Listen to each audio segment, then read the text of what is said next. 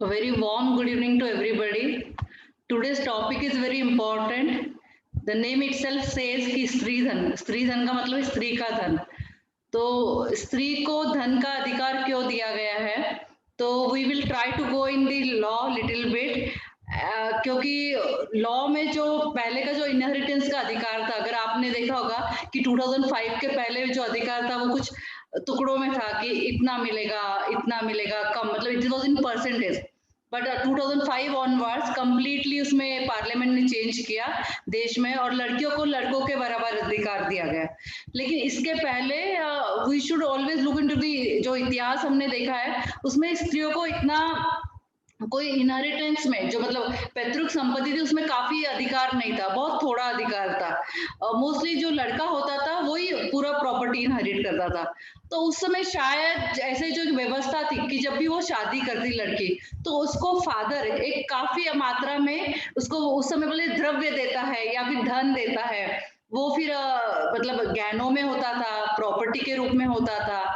और मोस्टली अगर कहा जाए तो स्त्री धन का मतलब अगर जोड़ा जाता है आज भी, तो उसको गहनों से जोड़ा जाता है. उसकी वजह है कि जब भी लड़की की शादी होती है तो हमारे यहाँ जो परंपरा रही है वो ये है कि लड़की को शादी में काफी सोना दिया जाता है. अगर हम इसको गिफ्ट के रूप में कहें तो वो उसका अधिकार है, लेकिन डाउरी के रूप में बोले तो वो इलीगल है. तो जब भी लड़की की शादी होती है उसको भेंट स्वरूप बहुत सारी चीजें दी जाती है. इन्हीं चीजों को स्त्री धन कहा गया. तो अगर एक I will go into one judgment, Pratibha Rani versus Suraj Kumar. ये सुप्रीम कोर्ट का जजमेंट है 1985 का. इस जजमेंट में स्त्री धन के बारे में काफी परिभाषित किया गया है और काफी नॉलेज भी है इसमें अगर आप पढ़ेंगे तो. लेकिन इसका जो मेन सार यही है कि न्यूपचल जो मतलब फायर होता है शादी के समय, हिंदुओं में जो फेरे लगते हैं, तो उस समय से उसको जो धन दिया जाता है, और उसके बाद जब तक मतलब उसकी अर्थी होती है, डोली से लेके अर्थी तक जो भी उसको सामान दिया जाता है वो उसका स्त्री धन है. अब सिंपली हम if we will put it simply, जो नेकलेस है या मंगलसूत्र है, माला है, घड़ी है, मतलब रिस्ट वॉच है, लेडीज रिस्ट वॉच है, या साड़ियां है जिसमें मतलब कपड़े भी आते हैं, अगर वो लड़की पहनती है तो अगर वो लड़का बोलता है कि ये मेरा स्त्री धन, तो वो बिल्कुल सच नहीं है.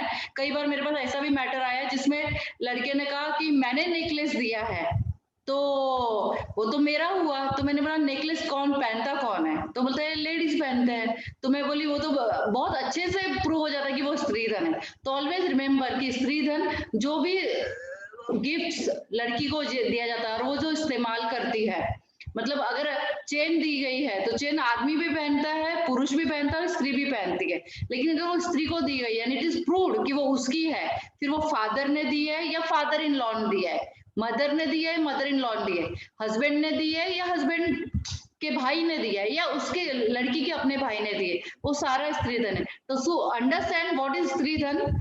शादी के समय, and if you ask me I can go back up to the Rakshabandhan के पैसों से लेके, मतलब उसको जब शादी भी होती है उसके पहले भी रक्षाबंधन है, कुछ 30 त्योहार होते हैं हमारे यहाँ. दिवाली पर लड़की को गिफ्ट देने का, या वो पैर छूती है तो आशीर्वाद के रूप में पैसे देने का हमारे यहाँ रिवाज है, या गहने देने का रिवाज है, कुछ भी है. मतलब शादी के बाद भी मुंह दिखाई होती है, कहीं उत्तर के कुछ राज्यों में मुंह दिखाई का भी एक मतलब रिवाज है. तो ये समय जो भी सारा गिफ्ट जाता है शादी के पहले या शादी के बाद, अगर उसको गिफ्ट, उसको भेंट स्वरूप दिया जाता है, नॉट एज अ डाउरी.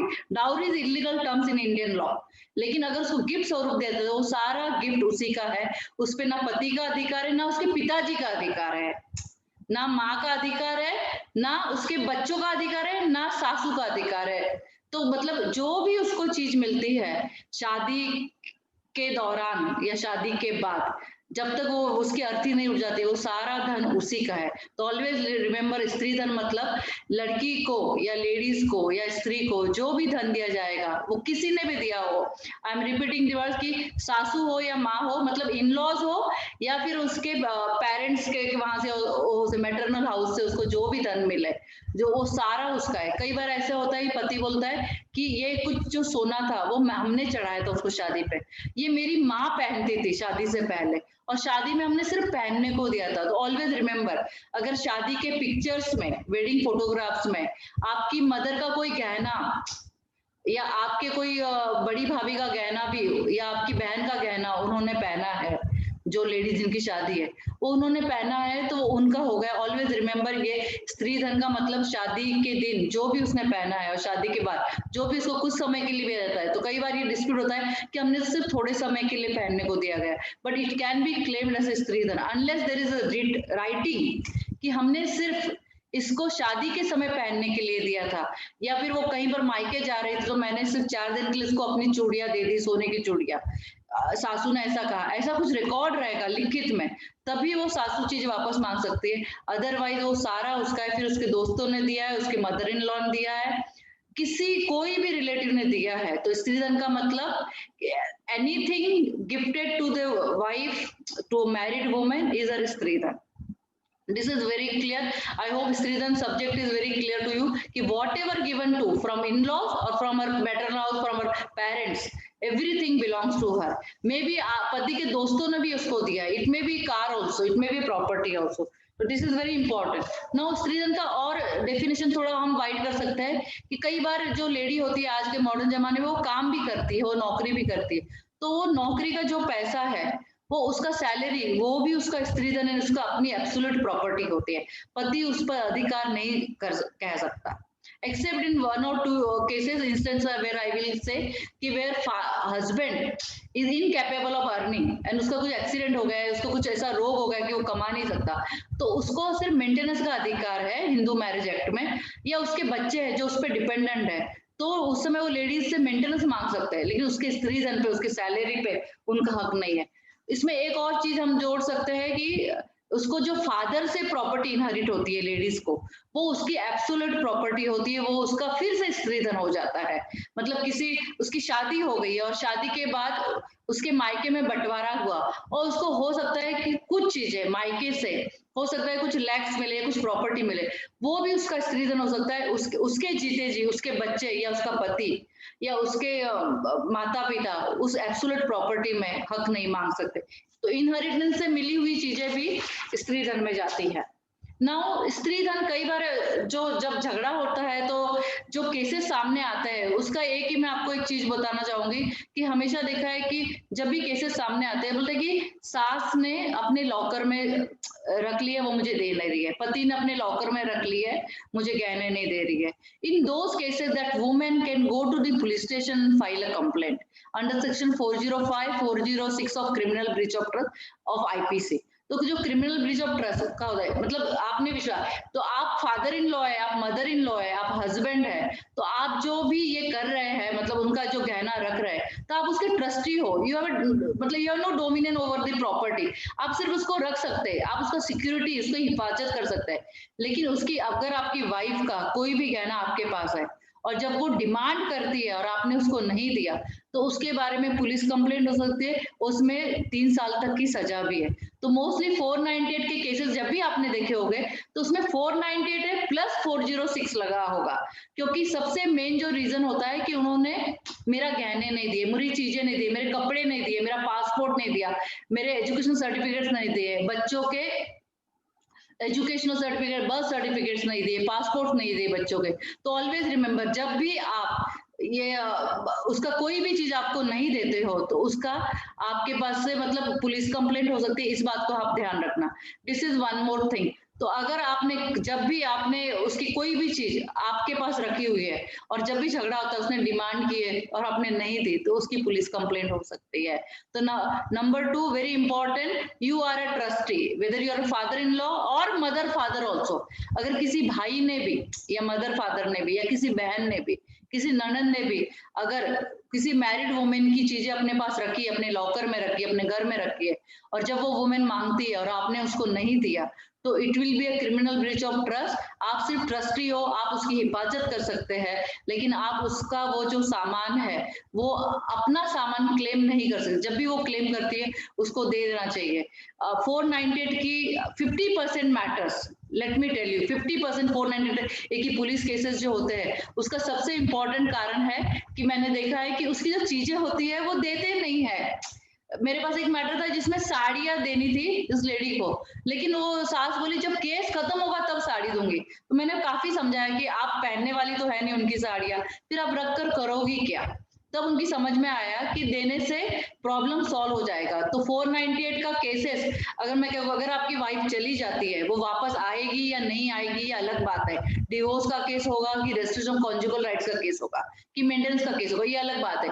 लेकिन इतना बिल्कुल पक्का है कि अगर आपने उसका सामान नहीं दिया है, वो गहना हो, उसके कपड़े हो, उसका पासपोर्ट हो, उसके बच्चों के पासपोर्ट हो, उसका एजुकेशन सर्टिफिकेट हो, अगर या बच्चों का बर्थ सर्टिफिकेट हो, अगर आपने उसकी चीजें नहीं दी, फर्नीचर भी हो सकता है, कार भी हो सकती है, अगर आपने उसकी चीजें उसको वापस नहीं दी, तो आपको क्रिमिनल ब्रीच ऑफ ट्रस्ट का केस होगा पुलिस स्टेशन में, और कई बार इसमें 498 का भी केस हो सकता है।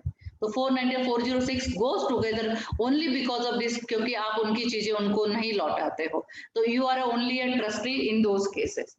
Now I want to tell you कि स्त्री धन हमेशा की यही कंप्लेंट रही है कि मेरी सास ने गहने अपने पास रख लिए, and this is not what I am telling about the, मतलब मैं कॉमन प्रॉब्लम बोल रही हूँ। वो पढ़ी लिखी औरत हो या फिर कम पढ़ी लिखी औरत हो या फिर गांव में रहने वाली महिला हो, हमेशा मैंने देखा कि आपका गहना किधर है, वो मेरी सास के पास है या मेरे पति के पास है।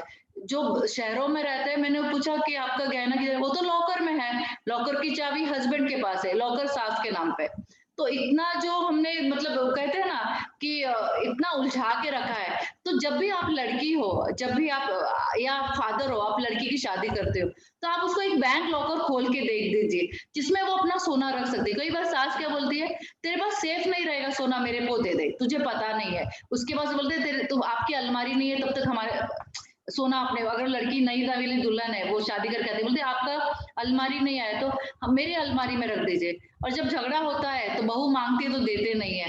तो ऐसे समय में आपसे कहा जाए, मैं उन लड़कियों को या उन लेडीज को कहना चाहूंगी, आपका जो भी गहना है वो आप आपके लॉकर में रखिए, और जब भी आपकी शादी होती है, मतलब या अगर आपकी शादी या तो आपके पिताजी या आपके भाई या आपके जो घर वाले हैं, वो जब इतना खर्चा कर सकते हैं तो एक लॉकर भी बैंक में आपको खुलवा कर दे सकते हैं जिसमें आप अपना सोना रख सकते हैं, और उस लॉकर की चाबी अपने पास रखिए।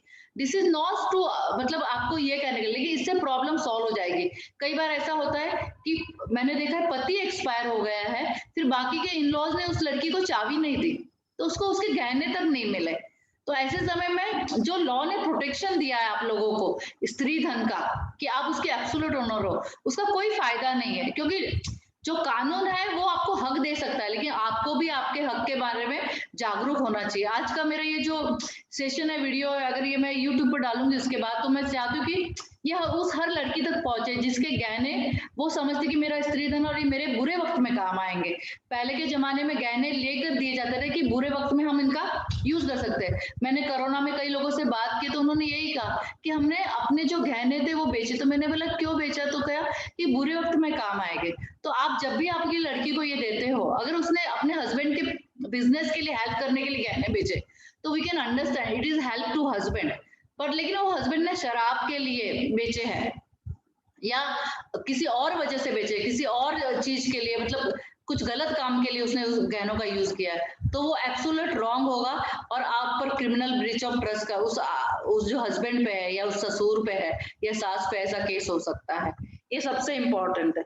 स्त्री धन और डाउरी में, जो डाउरी सिस्टम है इंडिया में, उसमें एक फर्क है कि स्त्री धन ये लीगल है और जो डाउरी सिस्टम है वो लीगल नहीं है। अगर आपने दहेज करके आपकी लड़की को दिया है, तो दहेज लेना और देना कानूनन जुर्म है। तो ये वीडियो जिन तक पहुंच रहा है, मैं उनको ये भी कहना चाहूंगी, दहेज देना ये कानूनन गलत है, लेकिन एट द सेम टाइम अगर आप बेटी को स्त्री धन कर देते हैं, गहनों के रूप में, कार के रूप में, या म्यूचुअल फंड्स के रूप में, किसी भी रूप में, डायमंड सेट के रूप में, प्रॉपर्टी के रूप में, तो वो सारा उसका स्त्री धन है और वो लीगल है।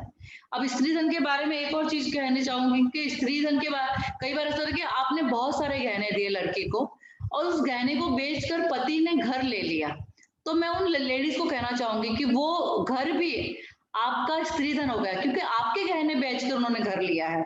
कई बार ऐसा होता है कि उस घर में नाम उनका नहीं होता है, गहने बेच दिए, हो सकता है बहुत बड़े अमाउंट में गहने हो या तो छोटे अमाउंट में गहने हो, समझो गहने 25 लाख के हो और घर 50 लाख का लिया, तो वो 50% उस घर की मालकिन अपने आप हो जाती है।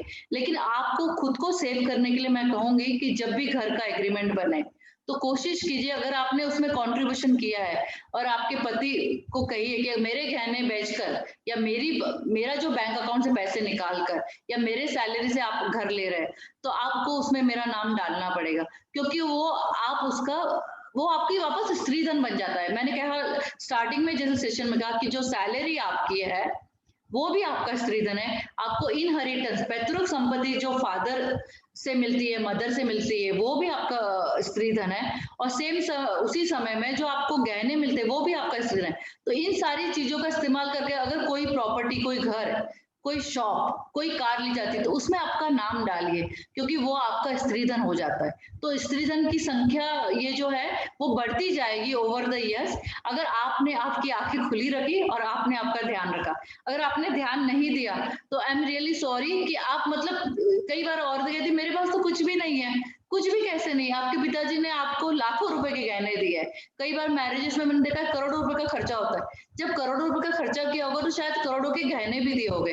तो उन गहनों के लिए आप एक लॉकर भी खरीद के दीजिए। और आपके पिताजी ने, आप खुद जाके पढ़ी लिखी लड़कियां है, लॉकर खोलने के लिए कोई ज्यादा नॉलेज की या रॉकेट साइंस नहीं कि आपको बहुत कुछ मतलब डॉक्यूमेंट चाहिए। आप बहुत सिंपल प्रोसीजर है लॉकर खोलने का। तो बैंक लॉकर में आप आपके गहने रखिए और सुरक्षित रहिए, ये सबसे इम्पोर्टेंट है।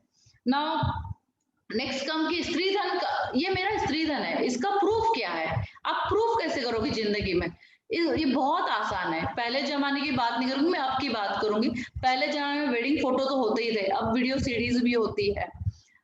सीडी के अलावा आप जब भी गहने खरीदते हैं तो बिल्स होते हैं, आप दुकान में जाते हैं उस समय अगर अपने व्हाट्सएप में बिल भी रख लिया, ईमेल में बिल रख लिए, तो ये बिल आपको हमेशा, भले बाढ़ आ जाए, आग लग जाए, हो सकता है कोई फाइल घुमा दे आपकी बिल की, इनवॉइस की, जो गोल्ड की बिल की फाइल होती है वो घुमा दे। लेकिन अगर आपके पास व्हाट्सएप में या वेडिंग फोटोग्राफ्स के रूप में या फिर आपकी ईमेल में वो बिल्स रहेंगे तो आप हमेशा से क्लेम कर पाएंगे। और एक फाइल बिल्स की आपके पिताजी या आपके बहन या भाई के घर में भी रखिए, या माता जी के पास रखिए।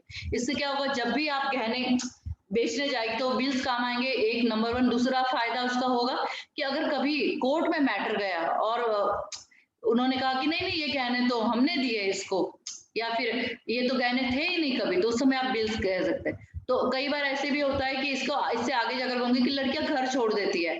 जब आप घर छोड़ती है तो लड़की बोलती है मैंने अपने माता पिता ने जो गहने मुझे दिए मैंने वो तो ले लिए, लेकिन हस्बैंड ने जो गहने दिए मैं वहीं छोड़कर आ गई। मैं उन बहनों से कहना चाहती हूँ कि वो आपका स्त्री धन है, आप प्लीज ध्यान रखिए। अगर वो भी आपको आपके देवर ने दिया है, ससुराल वालों ने दिया है, जेठ ने दिया है, सास ने दिया है, सास की सहेली ने दिया है, एनीबडी, जो आपको शादी के बाद जो भी गिफ्ट दिया जाता है वो सारा गिफ्ट आपका है। वो इन लॉज ने दिया है या माता पिता मैटरनल होम से मिला है, वो सारा गहना, सारी चीजें, it may be a painting, it may be a मतलब mixer, it may be a क्या बोलेंगे वॉशिंग मशीन, कपबोर्ड, कुछ भी हो सकता है।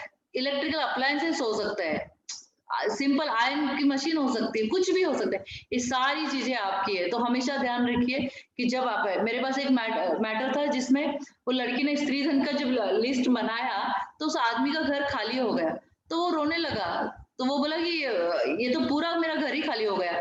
तो कोर्ट में जज ने उससे कहा कि इसका मतलब ये तुम्हारी लक्ष्मी थी, जब ये तुम्हारे घर आई थी बहुत सारी चीजें लेके आई थी। तो मतलब उस औरत ने जब सारा सामान ले लिया, मतलब बेडशीट वगैरह सारी चीजें उसी की थी, उसने सारी चीजें ले ली, तो उस आदमी का घर खाली होता, तब उसको लगा कि वो घर कितना बकास दिख रहा है, कितना नीरस दिख रहा है, जिसमें कोई जान नहीं थी, क्योंकि उसके फादर ने उसको सारी चीजें दी थी। मतलब मिक्सर से लेके, बेडशीट से लेके, गहनों से लेके, साड़ियों से लेके उस पति को मतलब कपड़े तक दिए थे। हाँ, यहाँ पर मैं एक क्लैरिफिकेशन करना चाहती हूँ कि शादी में कई बार होता है कि हम लड़की को गहने देते हैं और अपना जो दामाद होता है, जवाई होता है, उसको भी गहने देते हैं।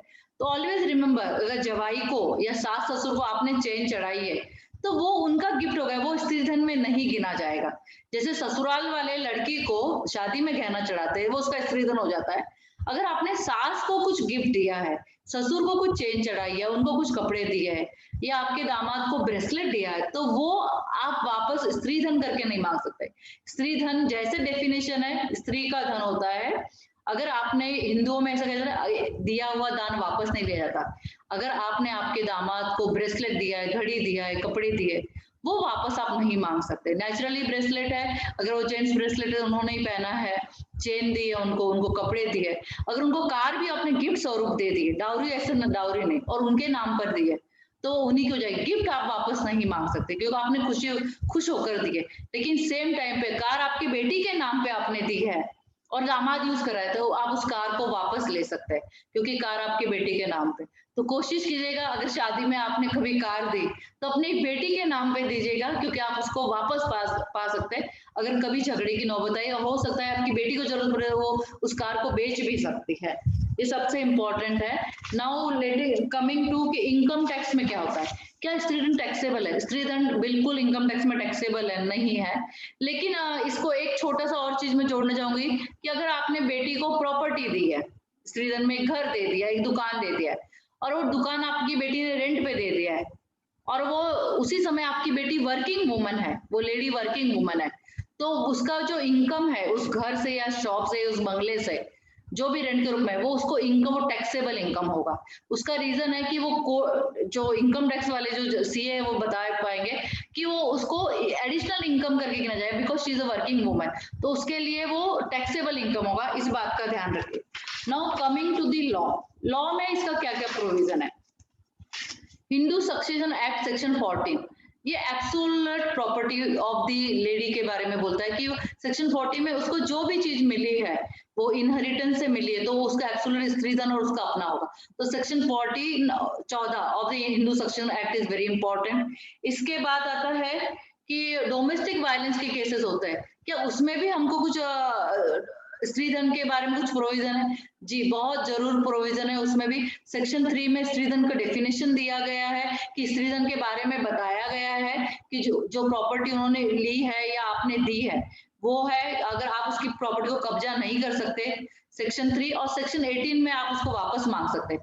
तो डोमेस्टिक वायलेंस एक्ट में भी सेक्शन 3 और सेक्शन 18, मतलब ये अभी अभी का कानून बना है, 2005 का, ये 6 का कानून बना है, उसमें भी स्त्रीधन के बारे में डेफिनेशन और उसकी परिभाषा के अलावा हाउ टू गेट द स्त्रीधन, मतलब उसका आप ट्रस्टी के रूप में आप उसके मालिक हो, आप उसके पिता हो या ससुर हो, सास हो या माँ हो, तो आप सिर्फ ट्रस्टी हो।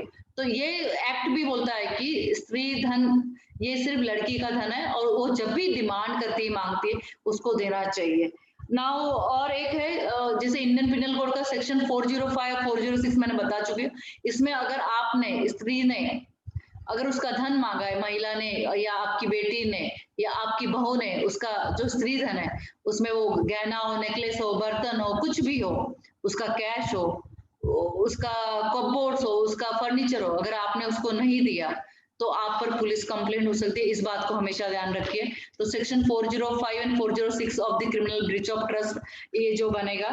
और दूसरा एक सबसे इंपॉर्टेंट सेक्शन है section 27 of Hindu marriage act. Ironically ये सिर्फ स्त्रीधन के बारे में नहीं बोलता है, हिंदू मैरिज एक्ट का सेक्शन जो 27 है वो कहता है कि दोनों की प्रॉपर्टी, औरत की भी है और आदमी की भी, इसके बारे में फैमिली कोर्ट में आप एप्लीकेशन कर सकते हैं। मेरे पास मोस्टली जब केसेस आते हैं तो झगड़ा कम होने हो, इसके लिए मैं, अगर हस्बैंड भी आता है, मैं उसको बोलती हूँ कि उसका कुछ सामान हमारे पास रह गया है, तो बोलते हैं हाँ रह गया है, तो मैं खुद एप्लीकेशन डाल देती हूँ कोर्ट में कि उसका सामान देने से आधे झगड़े खत्म हो जाएंगे। सेम पुलिस कंप्लेंट के बारे में मैं फिर से रिपीट करना चाहती हूँ कि जब भी 498 की केस होती है, पुलिस से कॉल आता है और कई बार पहला कंप्लेंट यही होता है कि इसने मेरा सोना नहीं दिया है, इसने मेरे पिताजी का सोना नहीं दिया है। लेकिन पिताजी का नहीं सोना, आपने भी जो गहने दिए वो, और बच्चों को भी जो गिफ्ट है, अगर बच्चे उनके पास है तो वो सारे गहने उनके पास चले जाएंगे। इस बात को भी आप ध्यान रखिएगा। तो ऑलवेज रिमेम्बर कि जो बच्चों का है या फिर उस औरत का है वो उसका स्त्रीधन होगा और बच्चों का अपना गिफ्ट होगा। और गिफ्ट का सिंपल परिभाषा यही है कि हिंदुओं में दिया हुआ दान वापस नहीं लिया जाता। उसी समय लॉ में ऐसा कहा जाता है, एक बार गिफ्ट दे दिया है तो you can not, it's irrevocable, वो कैंसिल नहीं होता है। गिफ्ट डीड का भी यही रूल है इसके लिए। नाउ पूरा मतलब फैमिली कोर्ट के बारे में भी या फिर मैट्रिमोनियल डिस्प्यूट्स के बारे में भी मैं यही कहना चाहूंगी कि ऑलवेज रिमेम्बर कि जब भी आप किसी को भी कुछ भी सोना गहना देते हैं आपके रिलेटिव्स को, तो कोशिश कीजिएगा, बर्तन दे रहे तो उसमें नाम लिखिए, गहने दे रहे हैं तो गहने का बिल उनको दे दीजिए। कई बार मैंने शादियों में देखा है मामा मामी दूर के रिश्तेदार भी गहने देते हैं। क्या इस ऐसे समय में वो उसको बिल दे सकते हैं, इनवॉइस दे सकते हैं? बिल्कुल दे सकते हैं। इसमें कोई शर्म की बात नहीं, क्योंकि कई बार वो क्लेम नहीं कर पाती है। वो ससुराल चली जाती है और उनको मालूम है कि वेडिंग फोटो में ये चीज नहीं होगी, तो उस चीज को गायब भी किया जाता है। तो ऑलवेज रिमेंबर कि जो सोना गहना होता है उसका बिल रखना बहुत जरूरी है। मैं लेडीज से कहना चाहूंगी, अगर आपकी जब भी शादी हो जाती है, एक लॉकर खरीद के, अगर आपको ससुराल वालों पर विश्वास नहीं है तो आप एक लॉकर खरीद के उसमें रख सकती है, या एक अलमारी दे दीजिए जिसमें आप और उसकी चाबी अपने पास रखिए। मेरे पास अभी कुछ एक दिन पहले मतलब 2-3 दिन हुए केस आया था, तो वो बोलते हैं लेडीज अपना सामान है ना हस्बैंड के इससे चाबी खुलवा कर वो लेके गई, उसके बाद चाबी नहीं थी, उसने चाबी वाले को बुला के, तो मैं वो बोला मुझे कंप्लेंट करनी। मैंने बोला उसने क्या लिया है, तो उसने बोला थोड़े से पैसे लिए हैं, तो मतलब बच्चे किसके साथ है, उसके पास है, लेकिन सेम टाइम में बोले वो गहने लेके गई, चोरी का केस चला। वो उसका स्त्री धन है, आप चोरी का केस डाल ही नहीं सकते। ऑलवेज रिमेंबर, जो स्त्री धन है उसका सिर्फ आप ट्रस्टी हो, उसको आप चोरी नहीं बोल सकते। हो सकता है it goes up to this level कि आपकी मदर का कोई गहना है जो उसने पहना है शादी में, उसके बाद हमेशा वही पहनती रही, तो वो अनलेस लिखित में लिखा होगा कि वो कुछ सिर्फ शादी में जा रही थी इसके लिए चूड़ियां पहनने के लिए दी, या फिर वो कहीं मायके जा रही थी इसके लिए उसको अंगूठी दी, तो आप कह सकते हैं कि वो लिखित में होना चाहिए। लेकिन रिश्तों में ऐसा लिखित में होना बहुत डिफिकल्ट है, ऐसे समय में प्रूफ करना भी बहुत मुश्किल है, तो कोर्ट में ये चीजें बहुत मुश्किल हो जाती है प्रूव करना। तो कहने का मतलब है कि आपके हाथ में आपका गहना है, लेडीज से कहना चाहूंगी, और जेंट्स में यही कहना चाहूंगी कि अगर आप कोई चीज देते हैं तो कृपया फिर देते देते वक्त ये भूल जाइए कि वो चीज वापस आनी है, क्योंकि वो उसका लॉ यही बोलता है कि अगर आपने उसको कुछ वो चीज दे दी तो वो उसका स्त्रीधन हो जाता है। तो स्त्रीधन का जो डेफिनेशन है मैंने काफी क्लैरिटी लाने की कोशिश की है, और डोमेस्टिक वायलेंस एक्ट में भी प्रोविजन है, क्रिमिनल ब्रीच ऑफ ट्रस्ट करके इंडियन पिनल कोड में भी प्रोविजन है, और हिंदू सेक्शन एक्ट में भी प्रोविजन है, और हिंदू मैरिज एक्ट में सेक्शन 27 में भी इसका प्रोविजन है। फैमिली कोर्ट में भी आप इसकी अर्जी कर सकते हैं, लेकिन फैमिली कोर्ट में हस्बैंड और वाइफ दोनों अर्जी कर सकते हैं, because it speaks about both people's property, spouses' property. तो this is what about the Stridhan and all the property of the, मतलब जो उसके शादी के समय, और if you ask me I will go from the time of the Raksha Bandhan में उसके गुल्लक में जो पैसे, उस पर भी फादर का अधिकार नहीं है, ये मैं कहना चाहूंगी। तो बहुत बहुत धन्यवाद आज के लेक्चर को अटेंड करने के लिए। Thank you so much everybody.